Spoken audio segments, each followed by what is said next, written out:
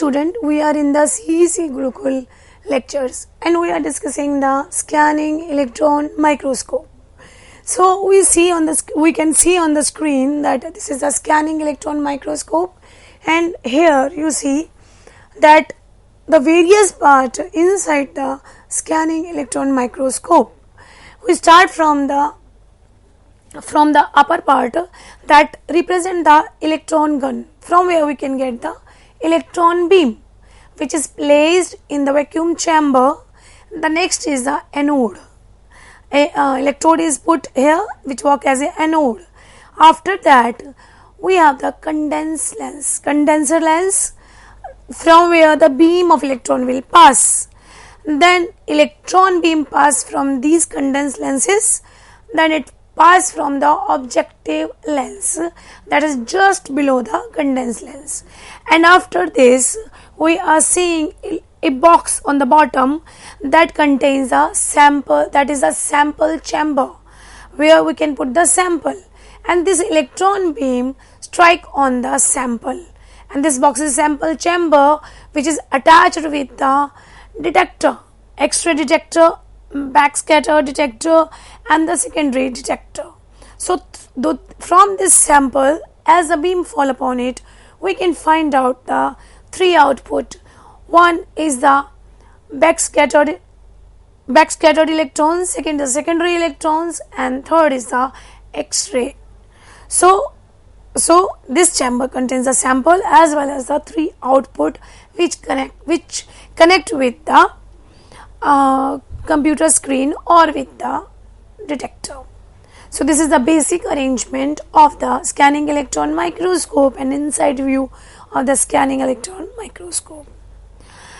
Now we see here the beam pass, and the electron beam pass from this electron this beam pass from the condensed lens, and then we are having the scan coil which can adjust the position of the electron beam so that it can fall upon a sample, and then it pass from the scanning pass from the objective lens, and then it fall upon a sample, and from this sample we can get the image. We can get the image on the detector. On right hand side you are seeing the display image through the sample.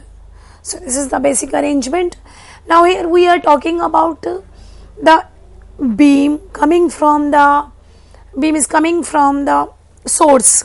So what is this source? From where we can get this electron beam? How this electron beam is produced?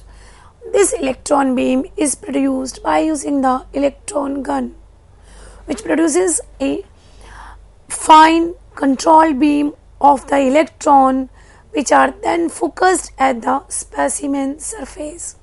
By using this electron beam, we can analyze the surface of the material.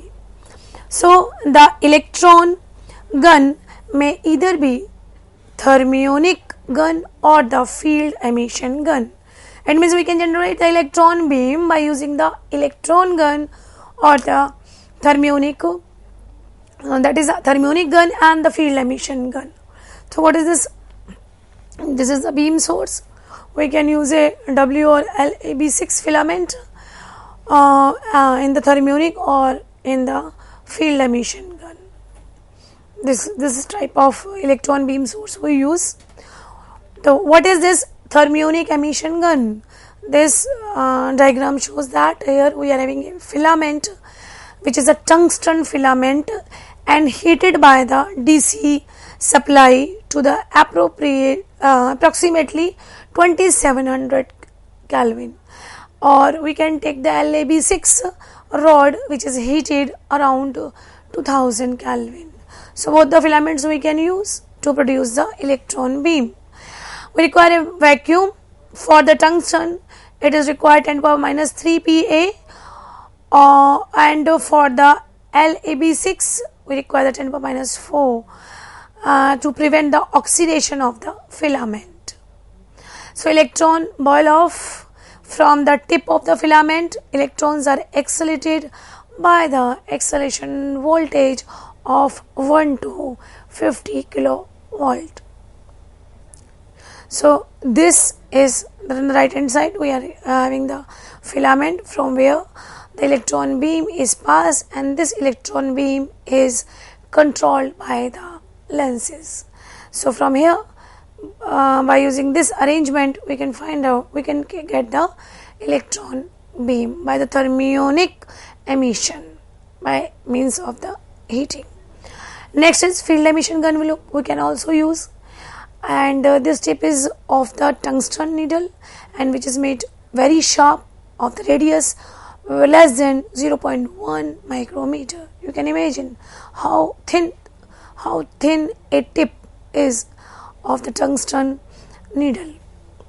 The electric field at the tip is very strong, greater than 10 power 7 volts per centimeter, which is due to the sharp point effect, and the electrons are pulled out from the tip by the strong electric field, as we see in the diagram on the right hand side. Upper diagram shows the tip of the tungsten filament, and on the bottom diagram is explaining how the beam is produced by the tip of the tungsten needle and is passed from the various lenses so that it can be adjusted. Next, a field emission gun we can also use, which is in the ultra high vacuum, better than 10 power minus 6 Pascal. We use the pressure and needed to avoid ion bombardment to the tip from the residual gas, otherwise condensation will take place.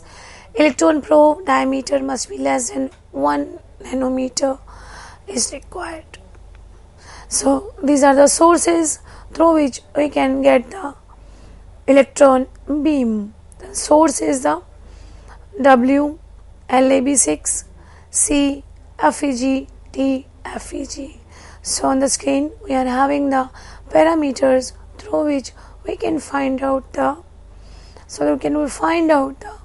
electron beam for the scanning of the sample. So these source materials are used in the SAM to get the electron beam.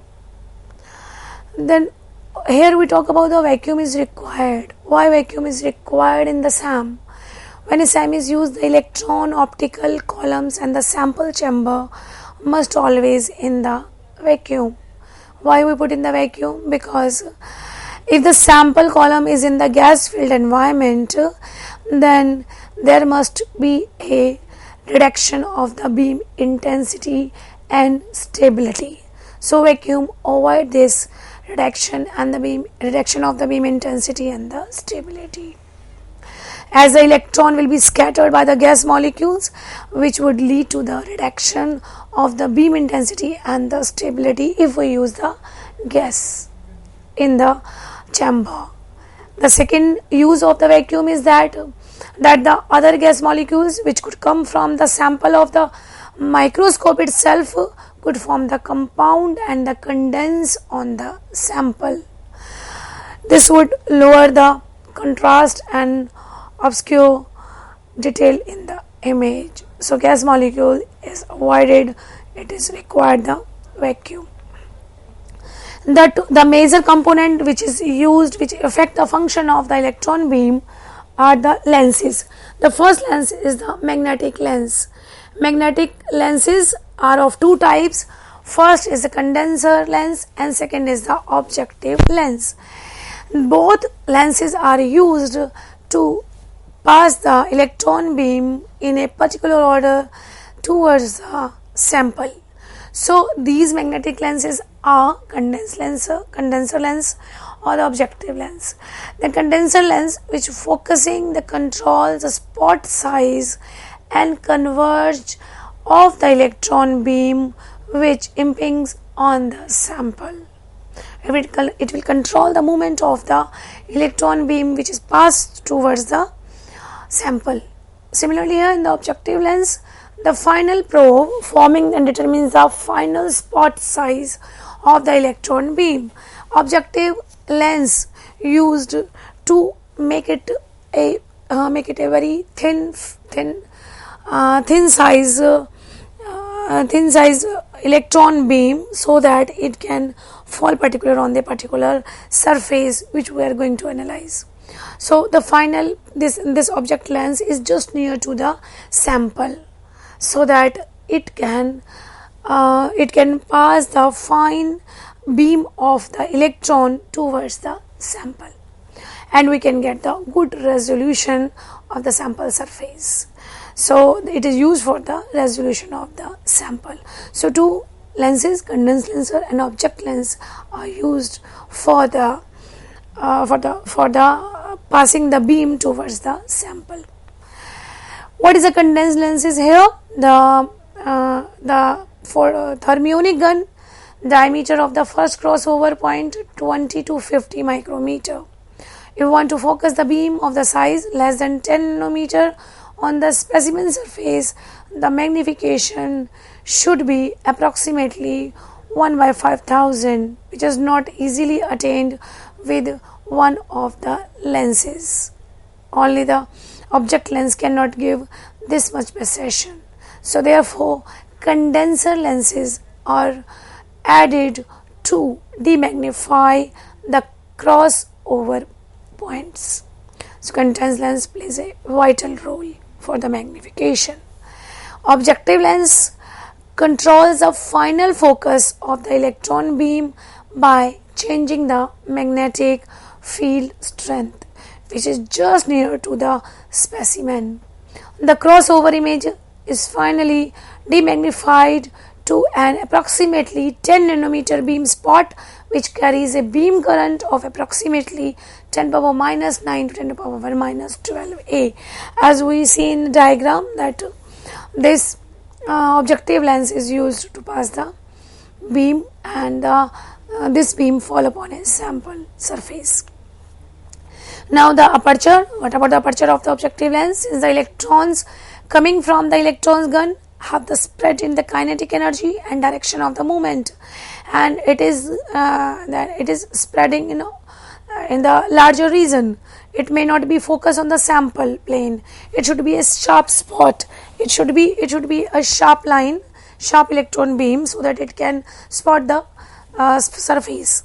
So by inserting the aperture, the stray electrons are blocked, and the remaining narrow beam will pass through the objective lens, and it will come to the surface. And we see here in the diagram, this is the diagram we already discussed.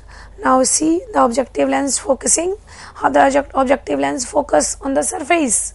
Here see in the first diagram, out of the surface lens current too strong, but here in the middle one, objective lens in focus, lens current optimized, and the third one here, out of the focus, lens current too weak.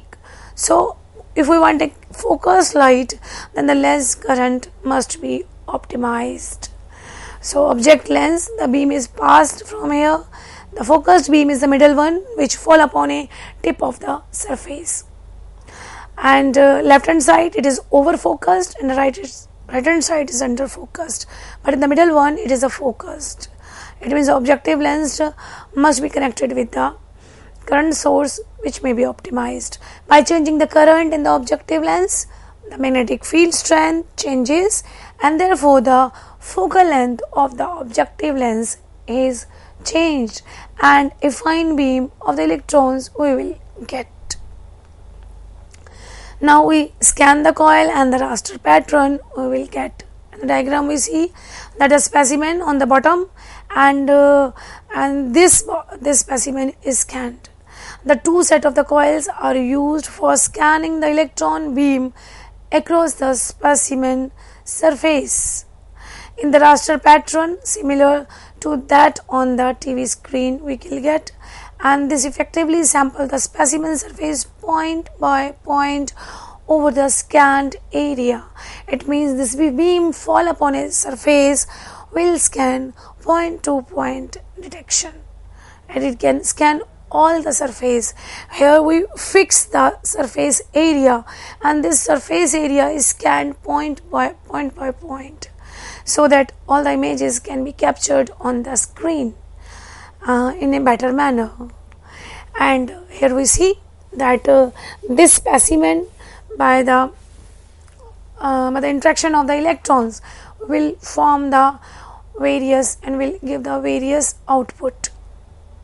Here we see that the electron beam incident on the surface, there is a electron beam and specimen interaction, and the source of image information we will get here through the sample, as we are talking about the scanning. So all the characterization is on the surface area. So we can get the X-ray, we can get the Auger electrons, we can get the primary backscattered, we can get the backscattered electrons and collisions, we can get the secondary electrons, and through detector we can find all the output. And what are these outputs? What it predicts? First, we discuss the secondary electrons that produced by the inelastic interaction of the high energy electrons with the valence or with the conduction electrons of the atoms in the specimen, which is used for ejection of the electrons from the atom surface. And this ejection electrons with the energy less than 50 electrons are termed as the secondary electron. As the primary beam fall upon a surface, then there is ejection of the electron, and these ejected electrons are called the secondary electrons. Each incident electrons can produce the several secondary electrons. It means these primary electrons work as a source of the secondary electrons. Now we see the diagram here. This is the secondary electrons, the scanning the surface, and we can get this output. Production of the secondary electron is very topography related. Means the secondary electrons give the topography surface of the sample. Due to their low energy, only scanning electrons that are very near the surface, which is less than 10 nanometers, and can access the sample and examine the area of the small escape depth. What is the topographic contrast? Here we see we have a dark and bright points that detect the surface. This is a diagram, and this is the arrangement of the topographical contrast. And here what do we get? The topographic contrast arises because of the secondary electron generation. It depends upon the angle of incidence between the beam and the sample. It means that the angle of the beam is very important to scan the surface. Thus, the local variation in the angle of the surface to the beam, the roughness, affects the number of electrons leaving the point to point, resulting the topographic contrast is a function of the physical shape of the specimen. So this is a secondary electron detector system which can detect the secondary electrons. This is a secondary electron system, and the backscattered electrons can be detected, but the geometric collection efficiency of the backscattered electrons is very low, which is 1 to 10%, but the secondary electrons efficiency collection is very high, which is more than 50%. This is the backscattered electron surface scanning. This is the back electron surface, flat surface of the aluminum and copper. This is a SAM image, and this is the secondary electron detector, which produce the high energy electron and produce electron hole pairs, that is charge carriers in the semiconductor, and generate a current pulse under an applied potential, and that will give rise to this structure of the image. Thank you very much.